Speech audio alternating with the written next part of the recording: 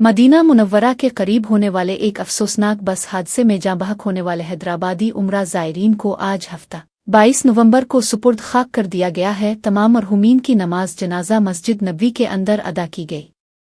नमाज जनाजा का एहतिमाम नमाज ज़ोहर की अदायगी के फ़ौरन बाद किया गया और उसकी इमामत फ़ज़ल अश-शेख अब्दुल-बारी अल-सबीती ने फरमाई। नमाज जनाजा में मकामी अवाम और दीगर ममालिक से आए हुए सैकड़ों ज़ायरीन ने शिरकत की। रूपरवर मनाजिर में जनाजों को मस्जिद नबवी से बाहर ले जाया गया। बाद अज़ा मरहूमीन की तदफीन के लिए अजसद को तारीख़ी कब्रिस्तान जन अल-बकी की जानिब रवाना किया गया। इसी कब्रिस्तान में तमाम बदनसीब हैदराबादी ज़ायरीन को आखिरी आरामगाह अता की गई।